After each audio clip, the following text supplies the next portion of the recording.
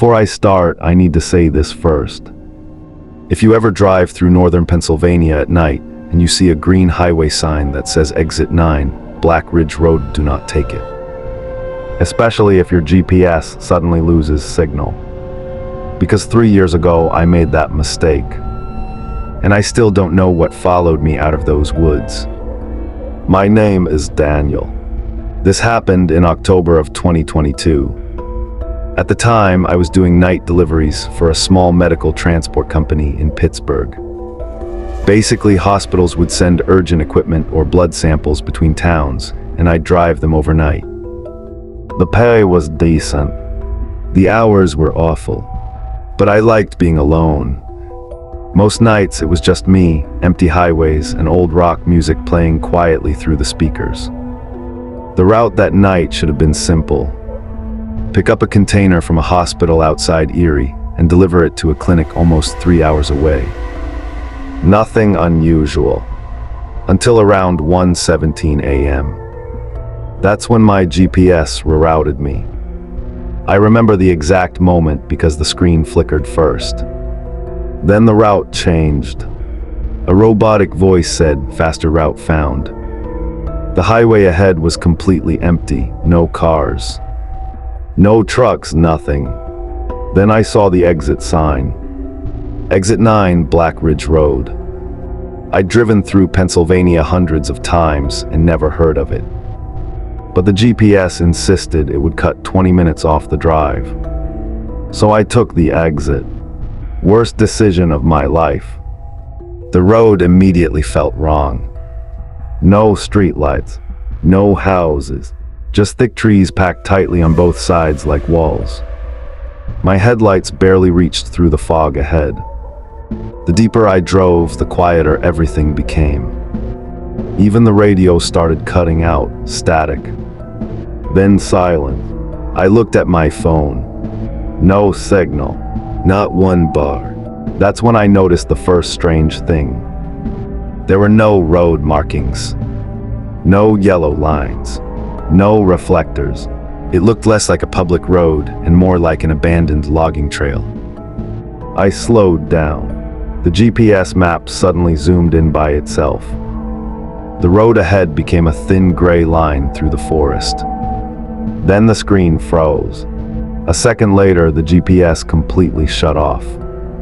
I cursed and pulled over. The engine idled softly while fog drifted past the windshield. For a moment, everything was still. Then I heard it, a knock. From the back of the van, just one thunk. I turned around immediately. Nothing but darkness behind the metal divider. I told myself it was one of the storage containers shifting. But then it happened again, thunk. This time louder, like something hit the inside wall. I grabbed my flashlight and stepped out. Cold air hit me instantly. The wood smelled wet, rotten somehow. The kind of smell you notice near dead animals. I walked to the back doors and unlocked them. Inside were 3 sealed medical coolers, strapped down exactly where they should be.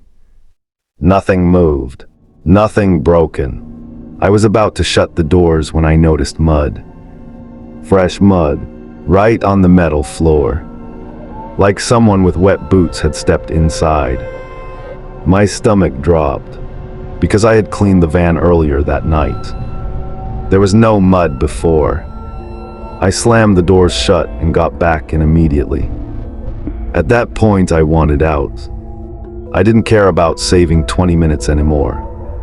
I turned the van around and started driving back toward the highway. But after nearly 15 minutes, I still hadn't reached the exit. The road just kept going. Same trees, same fog. Same endless darkness. That's when I saw the woman. She was standing beside the road, completely still, wearing a long gray hoodie. Head lowered, hair covering her face. At first I thought she needed help, but something felt wrong immediately. No car nearby, no house, nothing, just her. Standing motionless in the woods at almost 2 a.m. As I got closer, she slowly raised one arm. Not waving, pointing toward the forest behind her. I locked my doors instantly. Every instinct in my body screamed not to stop. So I drove past her. But as my headlights crossed her face, I realized something. She had no eyes, not empty sockets, just smooth skin, like eyes had never existed. I hit the gas hard. The van sped forward while my heart pounded so hard it hurt. And then bang, something slammed onto the roof. The entire vehicle shook violently. I nearly lost control. Another bang. Heavy footsteps moved across the top of the van. Thud, thud, thud. Like something crawling above me. I couldn't breathe. I kept driving faster and faster while the sounds continued overhead. Then suddenly silence. I looked in the mirror. Nothing behind me. The roof stopped shaking. For a second, I thought it was over. Then the interior dome light turned on by itself. And I saw muddy fingerprints on the inside of the windshield. Someone or something was in the van with me. I slammed the brakes. The van skidded sideways on the wet road. I jumped out carrying the flashlight and nearly slipped in the mud. "Who's there?" I screamed. No answer. Only wind through the trees. Then my flashlight beam landed on something between the woods. A tall figure. Far too tall to be human. Maybe 7 feet thin. Standing unnaturally straight between the trees. Its skin looked pale gray. And its arms were way too long. They hung below its knees. I froze. The figure didn't move. Then slowly its head tilted sideways. Almost curious. And that's when I heard another sound behind me. Children laughing, soft, distant. Coming from deeper in the forest. I turned the flashlight. Tiny shapes moved between the trees. 3 of them. Too small to be adults. But they moved strangely fast. Jerking unnaturally through the darkness. The laughter got louder, closer. Then every sound stopped at once. Dead silence. Even the wind disappeared. And in that silence, I heard breathing. Right behind me. I spun around. Nothing there. But the van doors were open now. Both of them. I know I shut them. Inside the cargo area, one of the coolers had fallen over. Its lid was cracked open. Something dark leaked onto the floor. I climbed inside carefully. Then noticed writing on the metal wall, fresh. Scratched deeply into the paint. 4 words. Don't let them in. My blood ran cold. Because that message definitely wasn't there before. Then the radio suddenly turned on by itself. Loud static exploded through the speakers. I nearly jumped out of my skin. Through the static, I heard a voice. A man whispering, "Drive." Then louder, "Drive now." I didn't hesitate. I slammed the doors shut, jumped into the driver's seat, and floored the accelerator. The tires spun through mud before finally catching traction. As the van sped forward, I looked into the rearview mirror and saw them, dozens of figures emerging from the woods. Tall ones, small ones, all standing at the edge of the trees watching me leave. None of them chased the van. They just watched, perfectly still. The road curved sharply ahead. Then suddenly I saw lights. Highway lights. I burst onto the interstate so fast another driver honked at me. I didn't care. I kept driving for nearly 30 minutes before finally pulling into a gas station. The clerk immediately noticed something was wrong. He asked if I'd been in an accident. I asked him why. Then he pointed at the roof of my van. There were dents everywhere.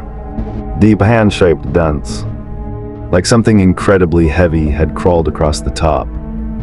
But that wasn't the worst part. The worst part was the mud. There were muddy footprints covering the roof. Bare human footprints. Dozens of them. I quit that job 2 weeks later. Couldn't sleep. Couldn't drive at night. Every time I closed my eyes, I saw those things standing in the trees. But this story gets worse. Because 6 months later, I got curious. I searched online for Black Ridge Road. Nothing came up, no maps. No records, nothing. It was like the place didn't exist. Until eventually I found an old forum post from 2011. One paragraph, written by someone anonymous. It said people who take exit 9 at night sometimes disappear. If you see people standing near the woods, don't stop. They aren't people anymore. That post was deleted the next day. I know because I tried finding it again later. Gone. Completely gone. I wish the story ended there. But it doesn't. 3 nights ago, I was driving home from work around midnight. Stopped at a red light, and I happened to look in my rearview mirror. There was a car behind me.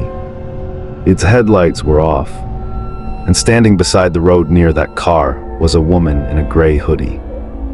Head lowered, hair covering her face. Completely still, just like before.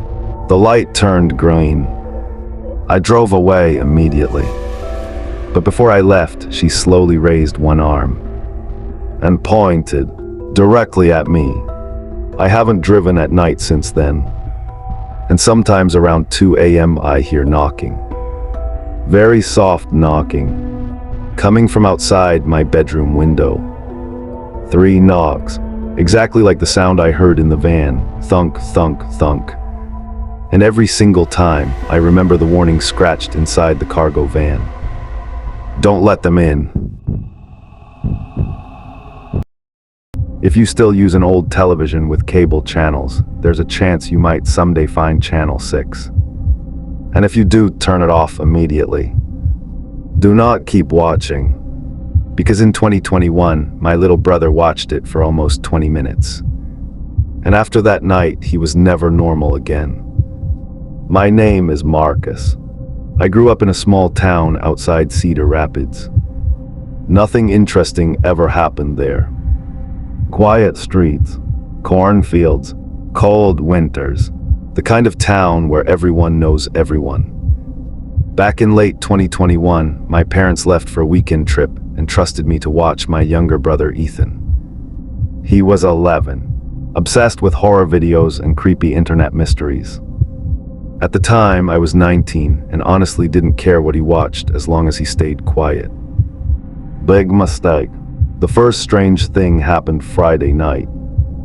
Around 11 p.m. Ethan yelled from the living room, "Marcus, the TV's acting weird." I walked in expecting some cable issue. The screen was covered in static. Not unusual. But then I noticed the channel number 6. There was no channel 6 in our cable package. It skipped from 5 straight to 7. Always had. I grabbed the remote and tried changing it. Nothing happened. The static continued for a few seconds, then the screen changed. A man appeared.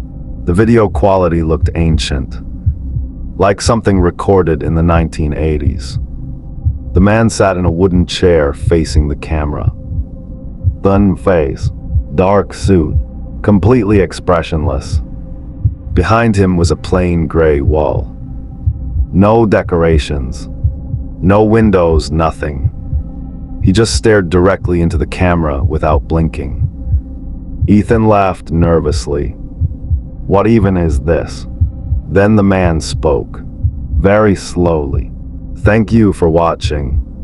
The way he said it made my skin crawl instantly, not loud, not threatening, just wrong somehow. Like his voice didn't fully sound human. I reached for the remote again. Still frozen. The TV wouldn't respond. The man continued staring. Then he smiled, not naturally too wide, like someone pretending to understand how smiling works. And then the screen cut to black. A few seconds later, the TV returned to normal. Channel 7, football highlights. Like nothing happened. Ethan thought it was hilarious, I didn't. Something about that broadcast genuinely unsettled me. But I tried ignoring it. Until the next night, Saturday, around 1:13 a.m. I woke up to whispering. At first I thought I was dreaming. Then I realized it was coming from downstairs. The TV was on again. I walked into the hallway and saw a flickering light coming from the living room. Ethan sat on the couch staring at the screen, completely motionless. Channel 6 again. The same man sat in the chair, still smiling, still staring. Only this time the room behind him looked different. There was a door now, slightly open, darkness inside. The man spoke again. "You came back." Ethan didn't answer, didn't even blink. I called his name twice before he finally reacted, slowly turning toward me. His face looked pale, exhausted, like he hadn't slept in days. Then he whispered, "He knows us." I unplugged the TV immediately. The screen went black, but for half a second before it died completely, the man moved, fast. His face suddenly much closer to the camera, still smiling. That night, Ethan refused to sleep alone. He kept asking strange questions. Do you think people can come through screens? What if someone watches you back? Do you think TV people get lonely? I told him to stop watching creepy garbage online. But deep down I was unsettled too, because Ethan wasn't acting like himself anymore. Normally he never shut up, but now he barely spoke. And every few minutes he'd glance toward the dark TV screen, like he expected something to appear. Sunday morning things got worse. I found Ethan standing in front of the unplugged television, just staring at his reflection. He didn't notice me enter the room. Then quietly he said he wants to meet me. I asked who. He answered without hesitation. The man on Channel 6. I decided enough was enough. I packed up the TV to throw it into storage. But when I reached behind it, the plug was already connected. My stomach dropped. I know I unplugged it the night before.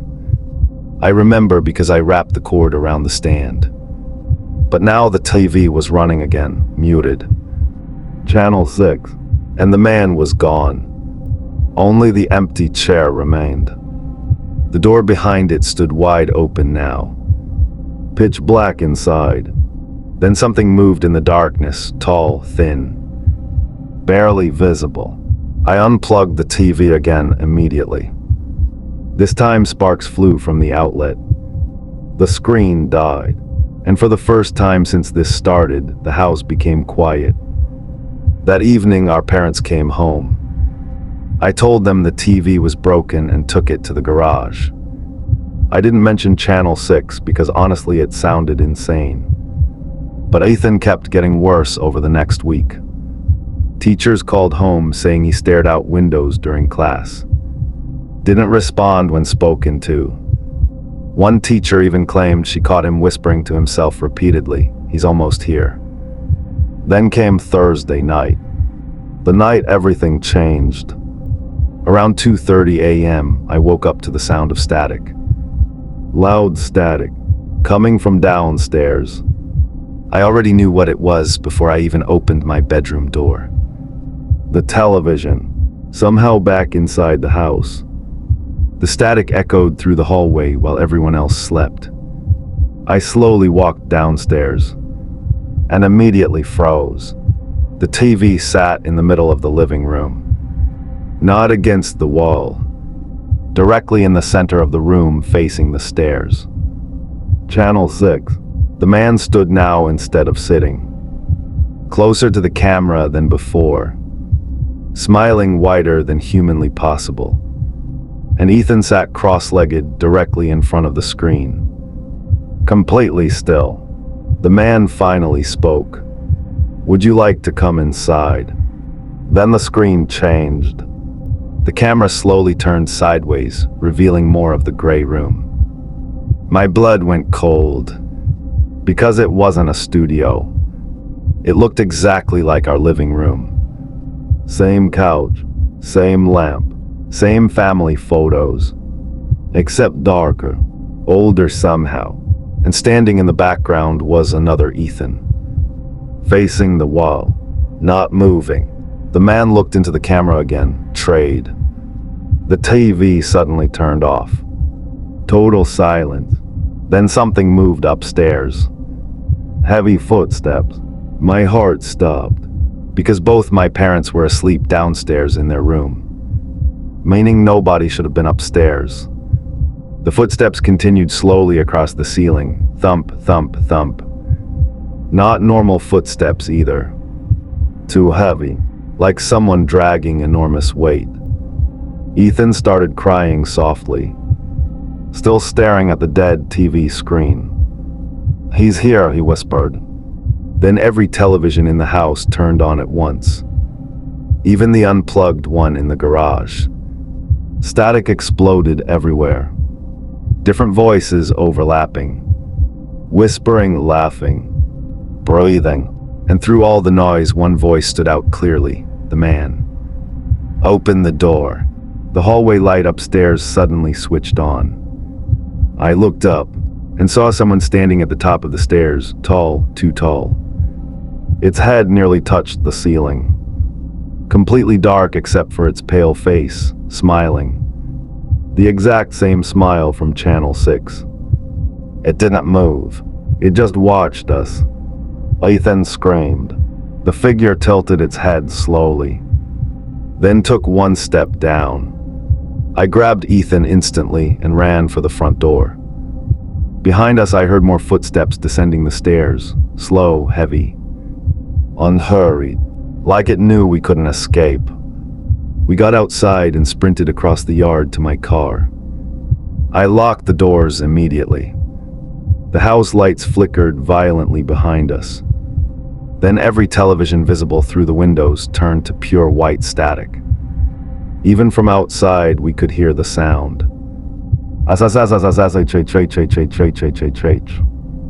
Ethan suddenly pointed toward the upstairs window.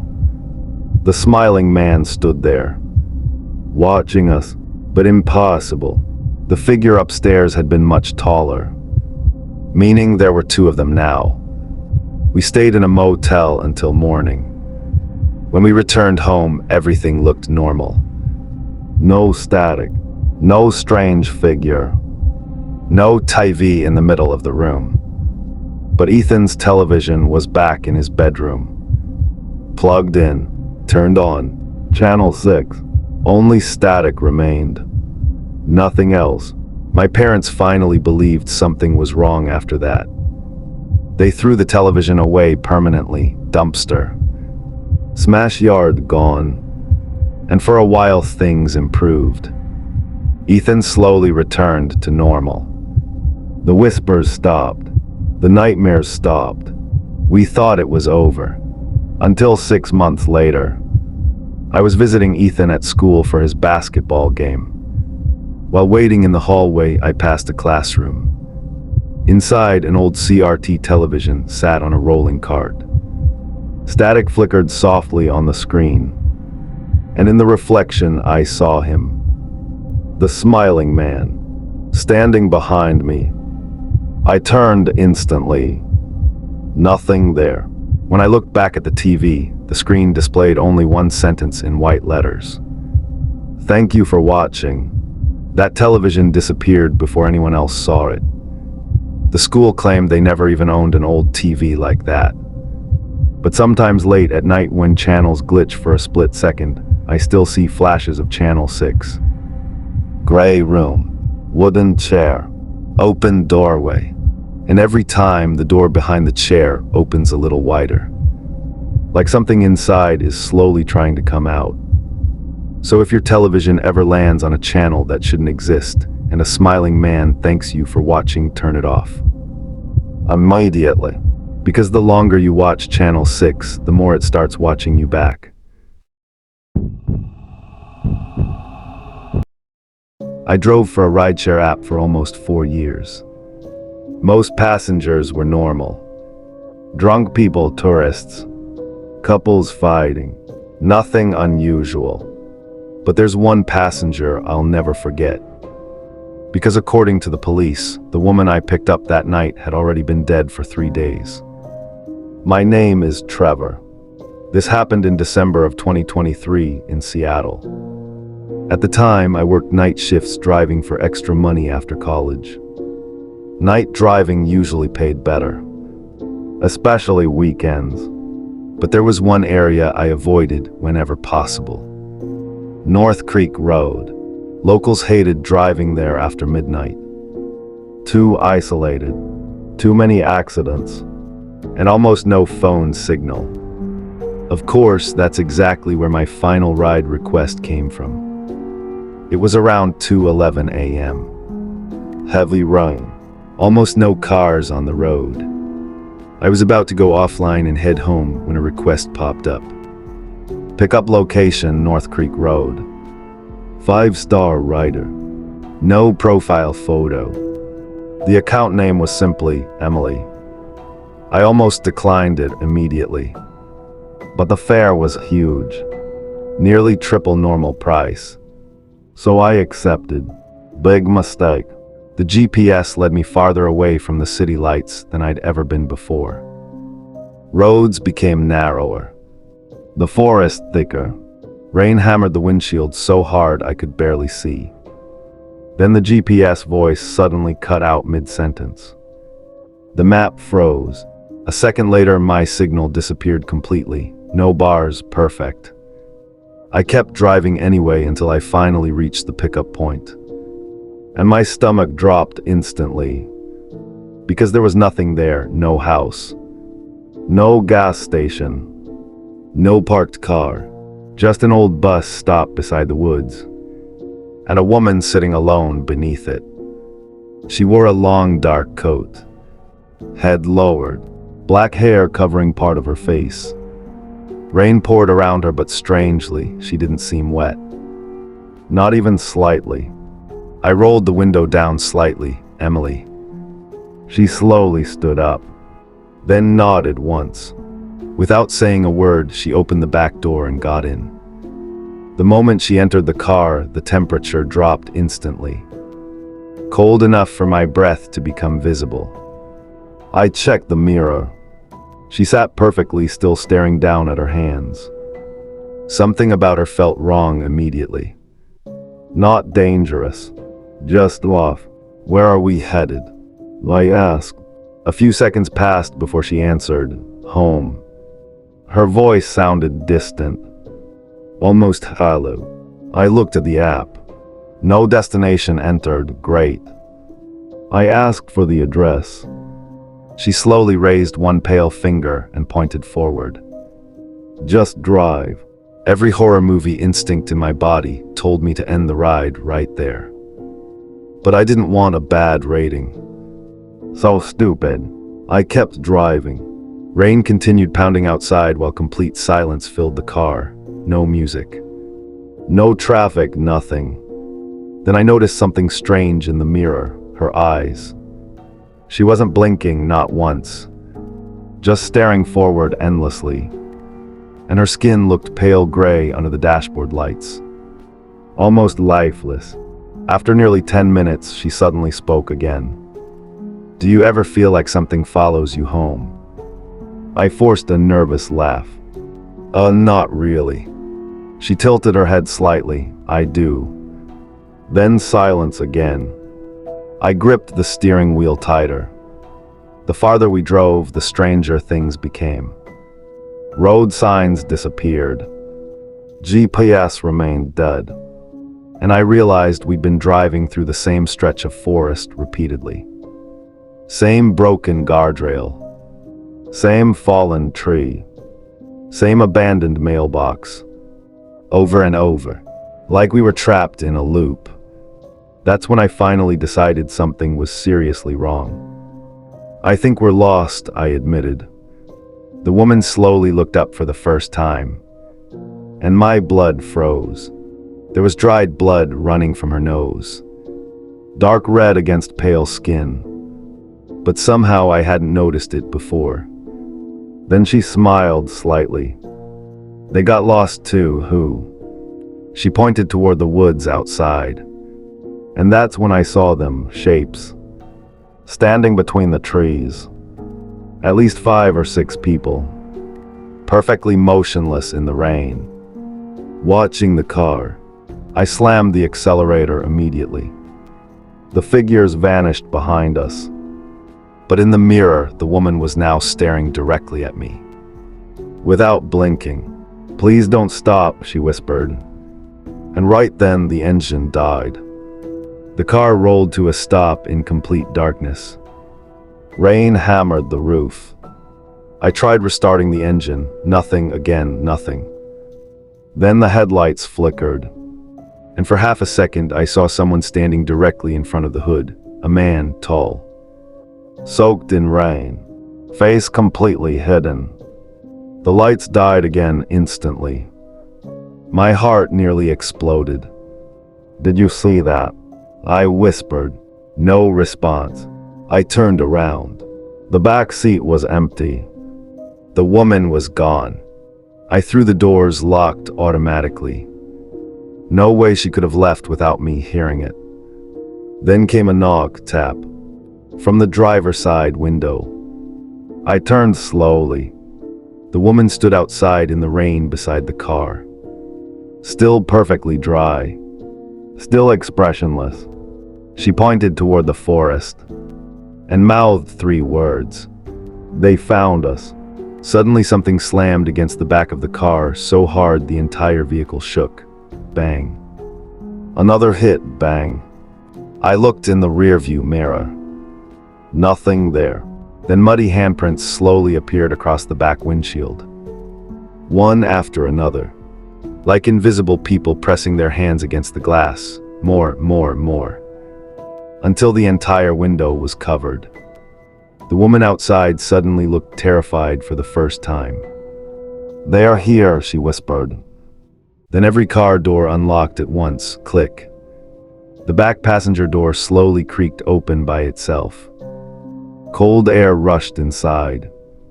And from the darkness beyond the open door I heard breathing, wet, heavy. Very close. I didn't think. I just ran. I jumped out the driver's side and sprinted into the woods blindly through the rain. Branches tore at my jacket while mud swallowed my shoes. Behind me I heard footsteps crashing through the forest. Not one set, many. I kept running until I saw lights ahead. A small cabin. I slammed against the door screaming for help. An old man opened it holding a shotgun. The second he saw my face, he pulled me inside immediately. Then locked every door. I tried explaining what happened. The woman, the road, the people and the trees. The old man listened silently. Then he asked one question. "Did she get into your car dry?" My stomach dropped, because I never mentioned that part. I asked how he knew. The old man looked genuinely terrified. Then he told me something I'll never forget. 3 nights earlier, a woman named Emily crashed her car on North Creek Road during the storm. Her vehicle flipped into a ravine. She died instantly. But when police arrived, they found something strange. Mud-covered handprints all over the outside of the car, as if dozens of people had tried pulling themselves inside, even though no footprints existed around the crash site. I didn't sleep that night. At sunrise, the old man drove me back to the road. My car still sat there, engine running normally. like nothing happened. But the back seat was soaked with water and mud. And lying on the seat was a silver necklace. Tiny engraved letters on the pendant, Emily. I went straight to the police station afterward. They showed me a photograph of the crash victim. The exact same woman. Same black hair. Same pale face. Same coat. One officer noticed me staring and asked if I recognized her. I lied, said no. Because how do you explain you spent an hour driving with someone already dead? I deleted the rideshare app the next day. Never drove nights again. But sometimes when it rains hard enough, I still get notifications on my phone. Even though the app isn't installed anymore. One ride request. No profile picture. Pickup location, North Creek Road. Passenger name, Emily. And every single time, the destination field remains completely empty. When I was 14, my family moved into an apartment building in Chicago. At first, the place seemed completely normal. Old building, cheap rent, quiet neighbors. But there was one rule every resident followed without explanation. If you ever saw the little boy standing in the hallway after midnight, you were supposed to ignore him. No matter what he said, no matter how much he cried. And one night, I made the mistake of answering him. My name is Ryan. This happened in the winter of 2019. My dad had just lost his job, so we moved into an older apartment complex on the south side of the city. The building was huge, at least 12 floors, long dim hallways, buzzing fluorescent lights, and those old elevators that sounded like they could break at any second. The place always felt cold, not temperature-wise, just emotionally cold, like nobody wanted to be there. Neighbors avoided eye contact. Doors stayed shut, and nobody ever talked in the elevator. The first strange thing happened on our second night there. Around 12:40 a.m., I was in my room gaming when I heard a child crying somewhere outside in the hallway. At first, I ignored it, but the crying kept going soft, broken, like a little kid lost and scared. Eventually, I stepped out into the hallway to check, and immediately noticed something strange. The hallway lights were flickering. Not all of them, only the ones near the elevator. And standing beneath those lights was a little boy, maybe 8 or 9 years old, wearing blue pajamas, head lowered, quietly crying. I started walking toward him. Then suddenly, a nearby apartment door opened fast. An older woman stepped out halfway and looked directly at me. Her face immediately changed when she saw where I was looking. "Get back inside," she whispered harshly. I was confused. The kid now. The fear in her voice genuinely scared me. I backed toward my apartment slowly. The old woman kept staring at the boy the entire time, never blinking. Then just before I entered my apartment, the boy stopped crying. Completely. The hallway became silent, and the old woman quietly shut her door. The next morning I asked my parents if they heard a kid crying last night. Neither of them did. I also asked if there were families with children nearby. My mom said no. Apparently almost everyone in the building was elderly. That made no sense. I know what I saw. A few days later, I noticed another strange thing. Nobody used the hallway after midnight, ever, not once. Elevator traffic completely stopped. Even the noisy neighbors upstairs went silent. The entire building felt dead after 12 a.m. Then one evening while getting mail, I finally asked another tenant about it. A tall man in his 50s. I casually mentioned hearing a child crying at night. The man froze instantly, then slowly asked, "Did he speak to you?" I said no. The man looked relieved, then quietly said, if he ever talks to you, don't answer. Before I could ask anything else, he walked away immediately. That night I couldn't stop thinking about it. Who was this kid? Why was everyone terrified of him? And why wouldn't anyone explain? So naturally I stayed awake, waiting. 12:37 a.m. The crying started again. Same soft sobbing from the hallway. This time I looked through the peephole first. The boy stood farther down the hall, near the elevator again. Head lowered, motionless, but something was different now. His pajamas looked dirty, like he'd been crawling through dust, and his feet were completely black, like burned charcoal. Then slowly he raised his head and looked directly at my door.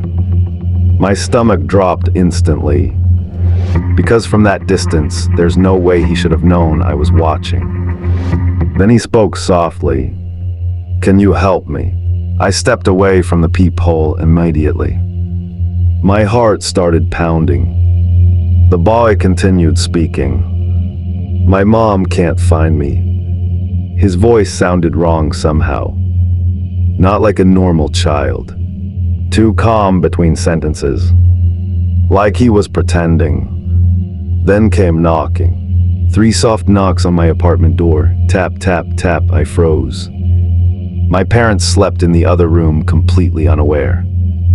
The boy spoke again. Please let me inside.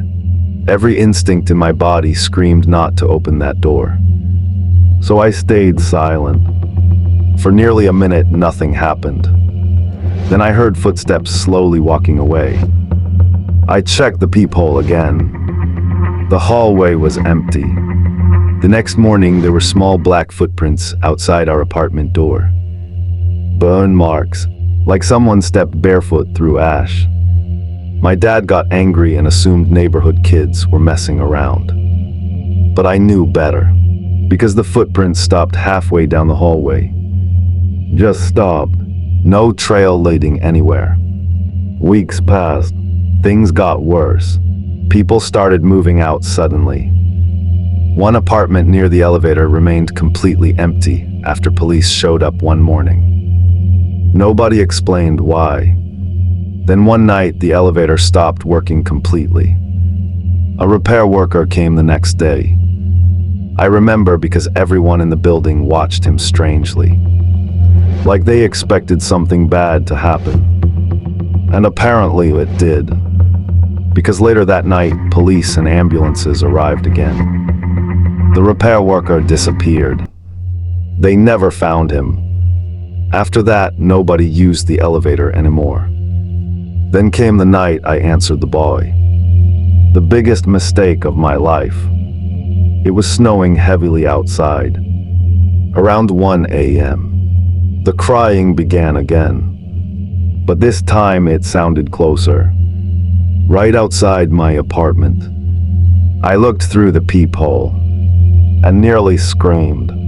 The boy stood inches from the door, completely still, head tilted unnaturally sideways, smiling. A huge unnatural smile stretched across his face, and his eyes were completely black. No whites, no pupils, just darkness. Then he whispered, Ryan. I stumbled backward immediately. I never told anyone in the building my name. The boy giggled softly. Then he said something that made my blood freeze. He says you can come downstairs now. Hey who? I should have ignored him. I know that now. But fear makes people stupid. And without thinking, I whispered back, what do you want? The hallway instantly became silent. Then the boy stopped smiling. Completely. And in a voice much deeper than before, he answered, you heard me. The lights in my apartment shut off instantly. Everything went black. My parents started yelling from their room, confused. Then came a loud metallic sound from the hallway. The elevator moving. Impossible. It had been broken for weeks. I heard it slowly rising floor by floor, clank, clank, clank, stopping briefly at each level, getting closer. Then the boy began laughing. Not like a child anymore, deep, wet, almost animal-like. The elevator finally reached our floor. Ding. Silence followed. Then another voice spoke in the hallway. A man's voice, very low. Which one? The boy answered immediately. The one inside. Something slammed against our apartment door so hard the walls shook. My mom screamed. My dad grabbed a baseball bat. Another impact hit the door, boom. Wood cracked near the lock. Then came scratching. Slow scratching, like long fingernails dragging across metal. My dad looked through the peephole and instantly backed away pale. I'd never seen fear like that on his face before. What did you say? My mom asked. He didn't answer. He just whispered, don't open the door. Then suddenly the boy started crying again, soft, broken. Exactly like the first night. Please help me, my mom almost moved toward the door instinctively. My dad physically stopped her. Good thing he did, because a second later the crying turned into screaming. Not human screaming. The sound was so loud it hurt my ears. Then every light in the hallway exploded at once. Pop, pop, pop. Darkness swallowed everything outside. And then complete silence. The next morning the hallway looked normal. Except for one thing. Long black scratch marks covered our apartment door from top to bottom. Police came later that afternoon. Another resident had disappeared during the night. An elderly man from the 8th floor. His apartment door was found wide open. No signs of struggle. Just black footprints leading to the elevator. And stopping there. My family moved out 3 days later. We never went back. But years later, I searched online for information about that building. And eventually I found an old newspaper article from 1987. A child had died there in an elevator accident. 8 years old. Blue pajamas. Body never fully recovered after the elevator malfunctioned. Then I found something worse. Over the next 30 years, 9 people disappeared from that building. Almost all after residents reported hearing a child crying in the hallway after midnight. Sometimes I still think about the question the deep voice asked outside our door. Which one? Because it sounded like something was searching for someone specific. And the boy was helping it choose. Even now, years later, I still avoid apartment hallways late at night. And whenever I hear elevators moving in nearly empty buildings, I remember the sound from that night. Clank, clank, clank. Slowly getting closer. Stopping floor by floor. Looking for the next door. And sometimes very late at night, I still wake up hearing 3 soft knocks. Tap, tap, tap. Right outside my bedroom door.